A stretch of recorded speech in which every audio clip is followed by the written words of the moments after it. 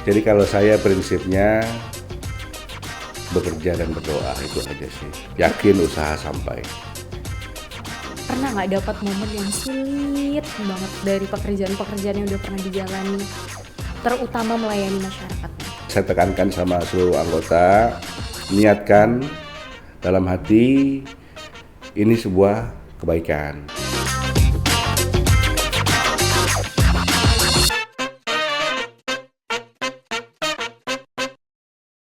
Hai, welcome to YouCast. Balik lagi bareng aku Yoli. Dan hari ini kita udah kedatangan tamu yang lumayan spesial, super spesial nih dari Bintan, jauh banget. Iya. Halo Bang Insan, Halo pagi. juga Yoli, pagi. Gimana kabarnya Bang? Alhamdulillah. Alhamdulillah baik sehat sekali, ya. sehat. Oke, baik sekali. Excellent. Doa itu kan doa. Ini tadi dari Bintan, dari Dari Kejang. Bintan. Oh, dari Bintan. Bintan Buyu. Jauh ya. Effort loh untuk kesini datang ngobrol-ngobrol sama kita. Iyalah, jelas lah. Ini gimana nih? Lagi sibuk apa aja sekarang? Sekarang kita baru siap Nataru ya. Natal tahun baru. Jadi kalau di sub ini memang tidak pernah libur. Serius? Jadi iya, di situ ada Lebaran, di situ ada Idul Fitri, Idul Adha, kemudian ada juga Nataru. Jadi memang orang Lebaran kita nggak Lebaran, betul. orang Natal kita nggak Natal. Iya. Jadi selalu standby, Selalu sedia standby. ada. Tapi kan kalau misalnya pemirsa belum tahu nih, jadi Bang Insan ini adalah Kadishub Bintan. Siap. Udah berapa tahun? Sudah hampir 5 tahun, per 18 Januari besok. Oke, tar lagi Enif ke 5 tahun. 5 tahun. Tapi itu nggak lama banget ya. Emang biasanya Kadis tuh berapa tahun sih jabat?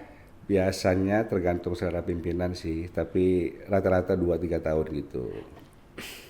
Ini 5 tahun. Iya. Tahun depan masih berharap masih di Sub Bintan nggak? Kalau saya sih amanah ya, artinya jabatan itu semua amanah. Artinya kalau memang itu amanah kita jalankan dengan sebaik-baiknya. Oke. Tapi Bang Insan ini aslinya orang mana?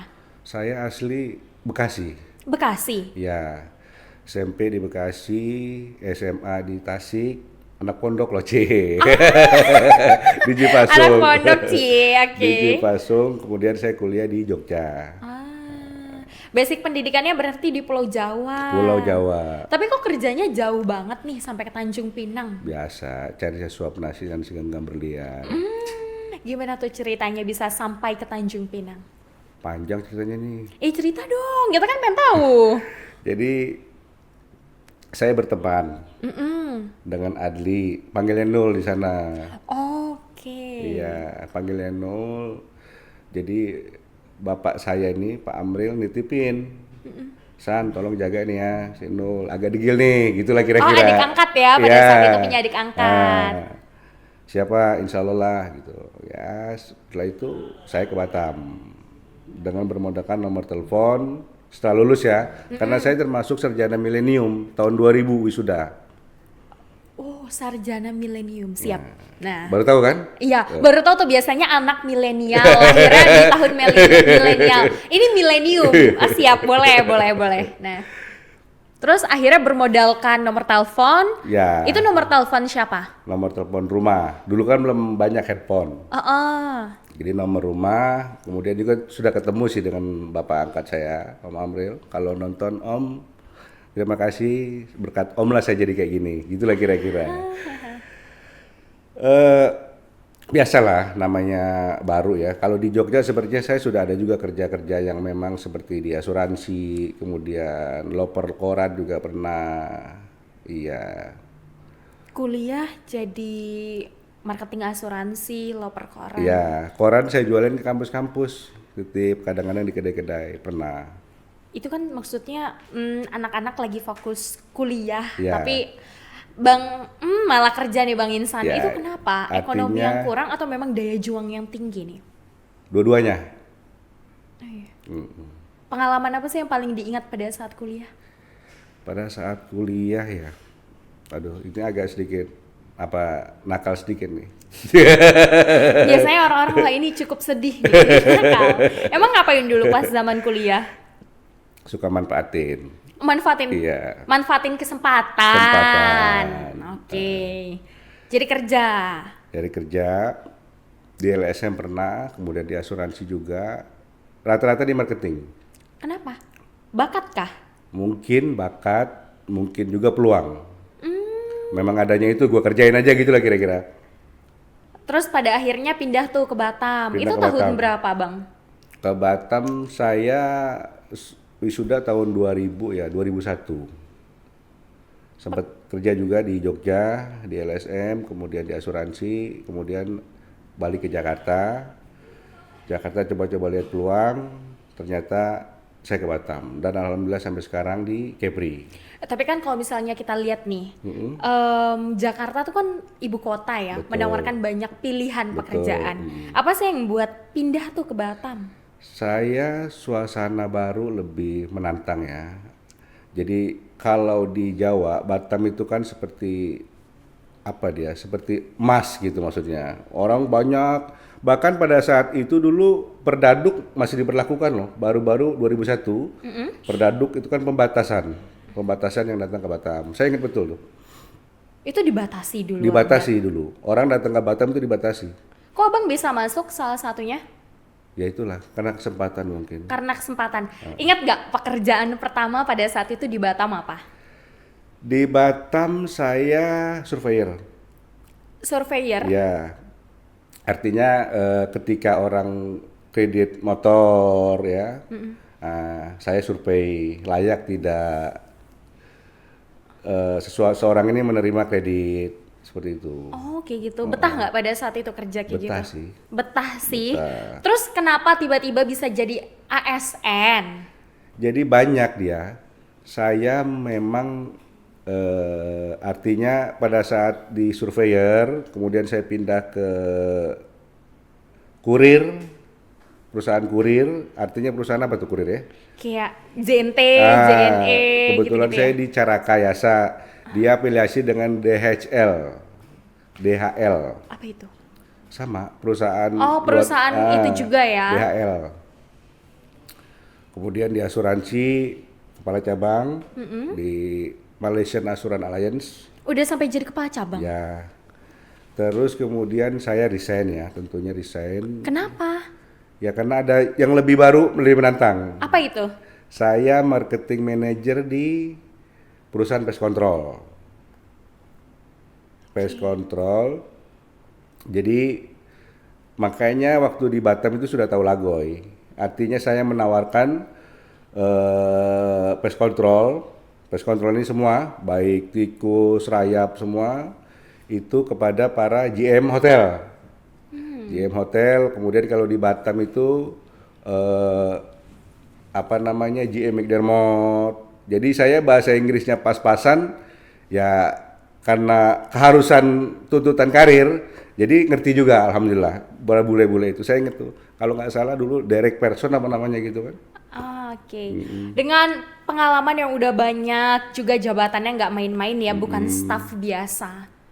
Itu kan agak gimana gitu rasanya, kenapa ditinggalin? Jadi asuransi sudah, bank sudah. Kebetulan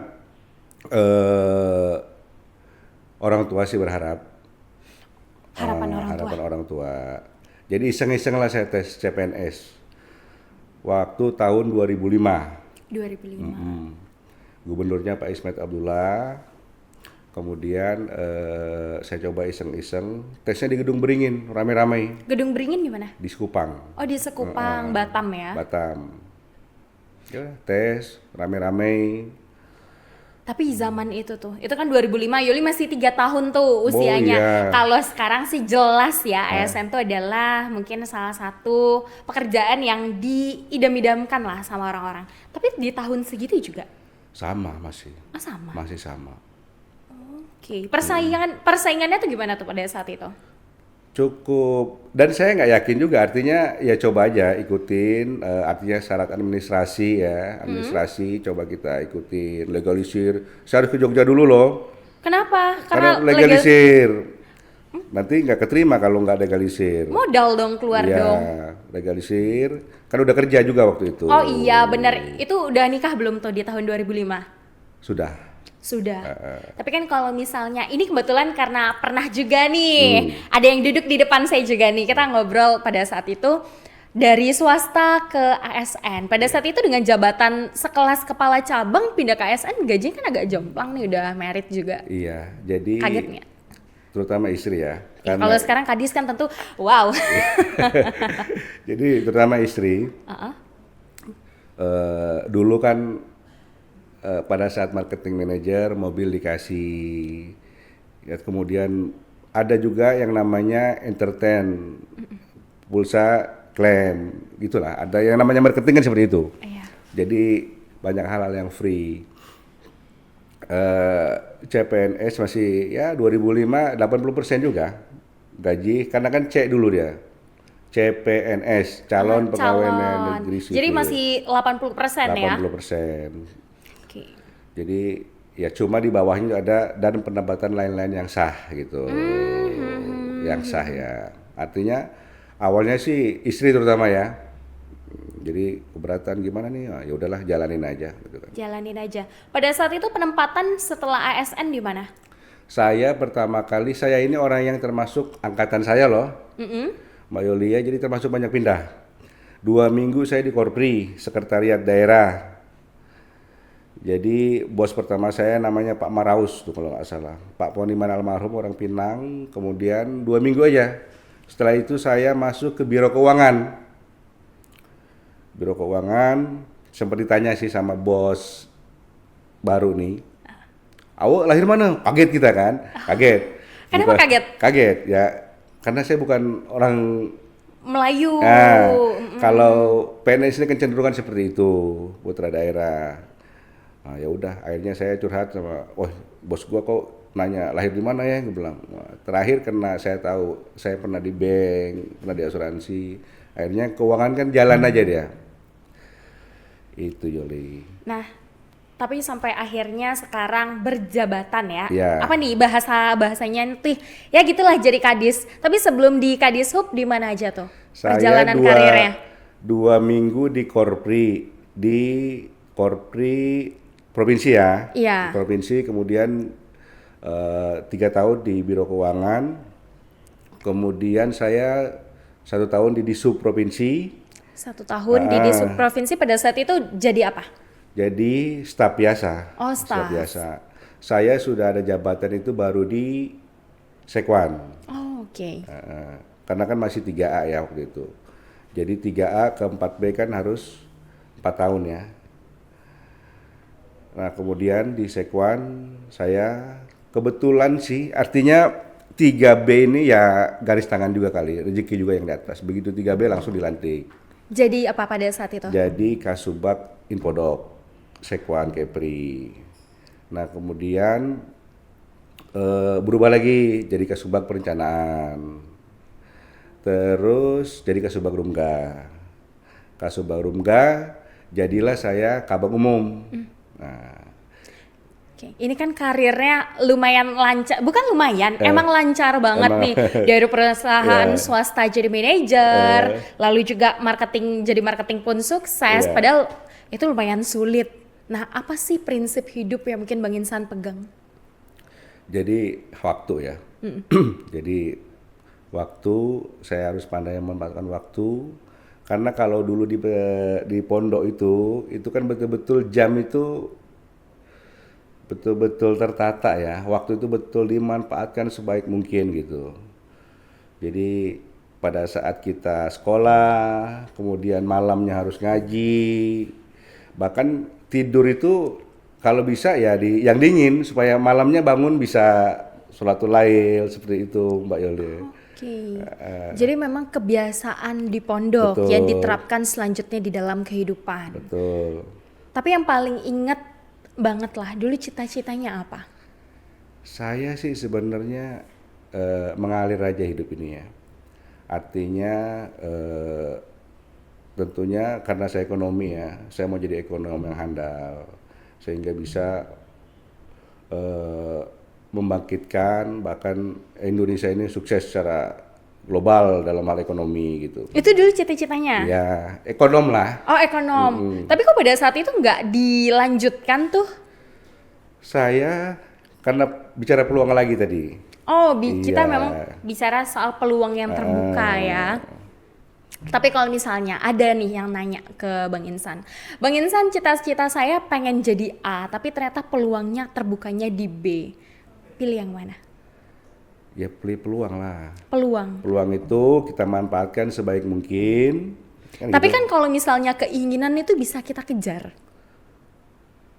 Mandek dia, nggak tahu kenapa. Oh gitu. Nah, Jadi akhirnya milih jadi ASN. udah jadi ASN. Tapi kan kalau misalnya jadi ASN, tapi punya keinginan jadi ekonom, itu masih terbayang-bayang nggak sih sama Bang Insan? Masih. Masih. Nggak artinya, oh kalau ketika kita nonton atau baca, oh ini bagus gitu loh. Masih seperti itulah.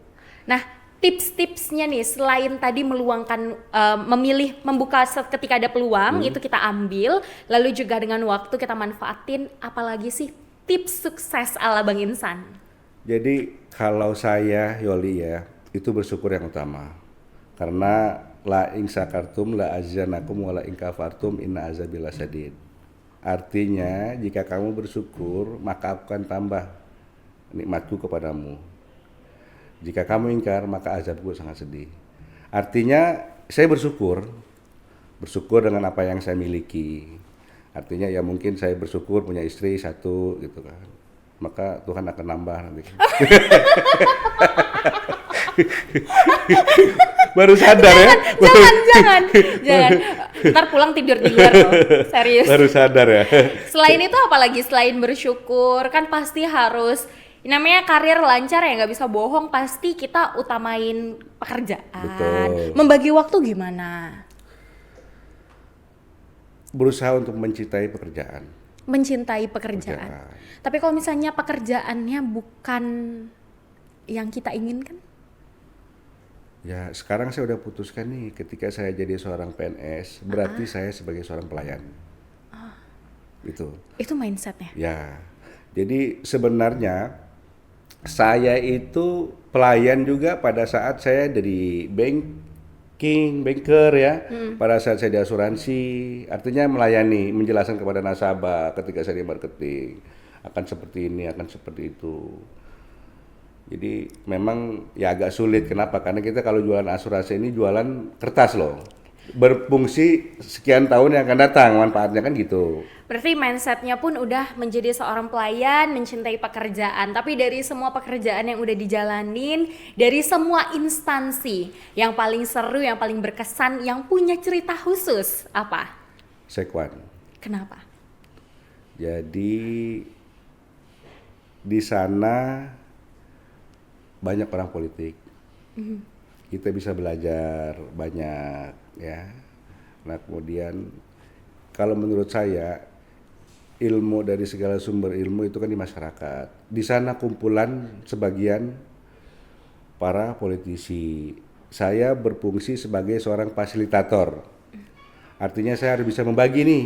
Saya tidak bisa melihat warna nih. Semua saya layani. Apalagi dengan posisi kabak umum waktu itu kan. Artinya semua si A saya layani, yang B saya layani semua. Alhamdulillah nyaris ya. Ya kalau tidak ada komplain nggak mungkin ya. Artinya nyaris tidak ada komplain gitu. Artinya saya bisa membagi. Itu berapa tahun di Sekwan? 2? Di Sekwan lebih. Oh, lebih. Karena saya dari staf sampai kabag. Oke, ada tuh 5 tahun. Lebih kayaknya. Pelajaran apa yang bisa diambil pada saat di Sekwan? Banyak. Saya bisa mengerti politik, kemudian saya bisa mengerti betapa para anggota ini melayani masyarakat. Artinya dapil ya. Jadi kan kalau di Sekwan itu ada dapil Batam, kemudian dapil Bintan, semua dapil gitu. Artinya mereka betul-betul berjuang demi masyarakat yang mereka wakili. Sekarang pindah ke Dishub. Apa tuh pengalaman ataupun mungkin keseruan tersendiri yang abang temuin 5 tahun loh? Oke, saya pertama ke Kabag Umum ya. Iya, Kabag itu Umum di provinsi Sekwan, ya? provinsi. Oh, oke. Terus kebetulan Pak Bupati, Pak Apri waktu itu minta bantu saya. San, tolong bantu gue dulu di Bintan. Seperti itulah kira-kira. Langsung nge-okein atau kayak ntar dulu deh? Iya, pasti dong. Pasti kita runding dulu lah. Oh, runding. Runding sama keluarga. Emang bisa begitu kalau misalnya ditunjuk sama atasan kayak ntar dulu Pak, saya mikir-mikir dulu. Iya dong. Karena kan bicara soal pendapatan nih sekarang. Oh, oke. Oh, jadi boleh sebenarnya Pak kalau misalnya di PNS ditawarkan jabatan terus menimbang-nimbang satu sama lain. Nah, karena ini kan beda turun ya dari provinsi kabupaten. Oh, oke. Tentunya dengan total APBD-nya aja sudah beda. Tentu kan pembagiannya beda-beda dan saya sudah pikirkan itu. Jadi ya udah terima, kemudian dengan posisi lo jangan jauh-jauh dari gue gitulah kira-kira. Kabak umum dulu sementara, kabak umum. Terus memang saya termasuk cepat ya, alhamdulillah. Artinya kabak umum, habis itu 3 bulan, kemudian 1,5 bulan dispenda. Dulu pecahan dari BPKAD. Jadi BPKAD pecah, ada Bapenda, ada DPKAD. Saya orang yang pertama Bapenda Bintan. Artinya saya dipercaya mengupayakan satu, ya meningkatkan PAD tentunya. Kemudian yang kedua membangun kantor. Mendapatkan kepercayaan yang lumayan luar biasa nih. Luar biasa beratnya. Berat. Itu gimana? Ada beban tersendiri nggak sih? Kan itu kepercayaan yang meningkatkan PAD, pendapatan loh, bicara pendapatan daerah. Jadi kalau saya prinsipnya bekerja dan berdoa itu aja sih. Yakin usaha sampai. Pernah nggak dapat momen yang sulit banget dari pekerjaan-pekerjaan yang udah pernah dijalani? Terutama melayani masyarakat nih. Kalau melayani masyarakat, kalau kita bekerja dengan cinta dan hati, saya pikir nggak sulit ya. Cinta dan hati. Akhirnya kan ada di Dishub. Dishub itu mungkin boleh dijelaskan nggak? Apa aja sih yang dikerjain sama seorang kepala dinas perhubungan itu? Satu, jadi kalau dulu namanya kan ada darat, laut, udara. Artinya semua sektor kita harus bisa melayani lah, baik yang ada di darat, kemudian ada di laut, sektor transportasinya. Kemudian kalau di sekarang itu ada bidang prasarana, artinya dia menyiapkan sarana baik pelabuhannya, kemudian sekarang juga bahkan cenderung kapalnya. Nah kemudian kalau di darat itu terminal, kemudian juga PJU, penerangan jalan umum. Nah kemudian kalau di udara tentunya berhubungan sama pesawat, ya seperti itu. Cukup nyaman sih. Cukup nyaman. Emang apa yang buat nyaman? Satu ya karena kita tadi berusaha untuk semaksimal mungkin bekerja, sebaik mungkin, seoptimal mungkin, amanah dijalankan dengan baik. Oke. Tapi kalau misalnya di Bintan sendiri nih, hal apa sih yang paling sering Bang Insan urusin? Kalau dulu kan di Sekwan tentu menjadi fasilitator dari para legislator. Tapi kalau di Dishub? Di Dishub kebanyakan, jadi prinsip saya, ketika kita membangun untuk masyarakat, insya Allah, inamal amalu biniat. Artinya kita berniat kebaikan dan tercatat sebagai amal ibadah. Jadi mungkin ya, anak-anak sekolah yang memang perlu keselamatannya terjaga, kita tempatkan beberapa personil Dishub itu di setiap sekolah mengantarkan nyebrang jalan. Ya kadang-kadang kan bapak nggak sempet nih, mamanya mungkin di tepi jalan, kita tugaskan para anggota Dishub untuk zebra cross, nyebrang sampai ke halaman sekolah. Itu yang saya tekankan sama seluruh anggota, niatkan dalam hati ini sebuah kebaikan. Insya Allah tercatat sebagai amal. Kayaknya nih Bang Insan nih tipe-tipe yang pimpinan hobi ceramah. Sering nggak ceramah di kantor nasehatin bawahan-bawahannya nih, anggota-anggotanya kita harus bekerja dengan cinta gitu. Kita sering dong pasti tentunya membagikan kisah-kisah gitu ya. Ya kadang-kadang kan anak buah ini perlu motivator juga. Kita jadi kasih motivasi kadang-kadang ketika yang dikejar itu misalnya katakanlah materi dalam tanda petik, mungkin tidak kan akan jadi something nanti. Jadi kita niatkan sebagai amal ibadah, kan duit juga dapat, toh digaji juga kita. Tapi emang kalau misalnya anggota-anggota Bang Insan tuh sering tuh curhat-curhat kayak Pak kayaknya sih capek deh gitu-gitu. Minta dimotivasiin tuh ada. Satu dua ada sih. Oh 1-2. Keluarlah itu ceramah berserta ayat yang tadi ya. Ini kan udah 5 tahun. Kira-kira kalau misalnya udah selesai di Dishub, pengen kemana? Bisa milih ya? Nggak tahu. Tapi kalau misalnya kalau ya itu kan kalau bisa milih kan pengen milih ya. Tapi kira-kira lah, kayaknya aku pengen kesini deh, pengen nyoba yang ini. Kalau saya sih sejujurnya itu suka tantangan. Artinya Suka hal-hal yang tantangan. baru. Jadi dia kan 2 kali saya sudah jopit. Jopit itu setelah duduk eselon 2, Mbak Yolia, setelah duduk eselon 2, dia mau bergeser nih, mau kemana, itu dikasih pilihan. Oh dikasih pilihan. Iya. Nah tadi katanya itu. Nah jadi kalau misalnya dapat pilihan pengen kemana? Kemarin saya sudah sempat ke PU sama ke Perkim, tapi tetap di Dishub. Iya. Kemudian yang kedua, saya Bapenda sama Dispora nggak tahu nih ya, karena belum ada pelantikan. Artinya jabatan ini kan amanah. Kalau saya begitu, pimpinan itu kan lebih tahu dia, kita pasnya di mana. Tapi kalau dari Bang Insan sendiri paham nggak dirinya tuh kayaknya aku jagonya di sini, aku bisanya di sini. Apa tuh kira-kira? Ya kalau saya dikasih waktu kesempatan, semuanya jago kayaknya. Semuanya jago. Tapi dari semua pekerjaan yang udah dijalanin, yang paling menantang apa? Rata-rata sih ya, kalau untuk level eselon 2 itu sepertinya Sekwan banyak yang teman-teman lah, banyak yang mengeluh. Karena ya jujur aja, kalau saya tidak mengeluh karena gimana ya, ya biasa gitu. Artinya melayani biasa, kena maki udah biasa. Kena maki gitu emang gak sakit hati? Ya sakitnya sebentar aja, habis itu yang jelas kan untuk kebaikan kita.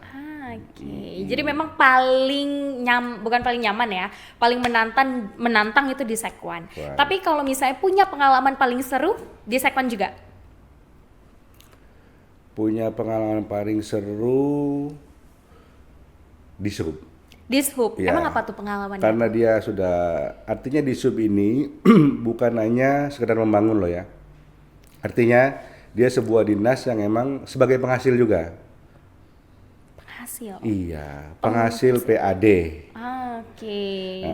Jadi 2 nih, kita bukan hanya belanja, tapi cari duit. Itu menantangnya karena mencari uang tadi ya? Ya, karena mencari uang sama belanja. Di tahun 2024, apa nih yang pengen Bang Insan kerjakan bersama Dishub? Kalau tahun 2024 bersama di Sub, saya sih kepengen, tapi nanti tentunya dengan persetujuan pimpinannya. Iya.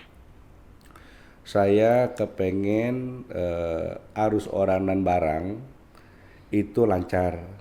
Emang selama ini nggak lancar? Lancar, tapi dengan kos yang cukup tinggi. Contohnya kalau misalnya saya bangun dermaga nih di Pulau Mantang.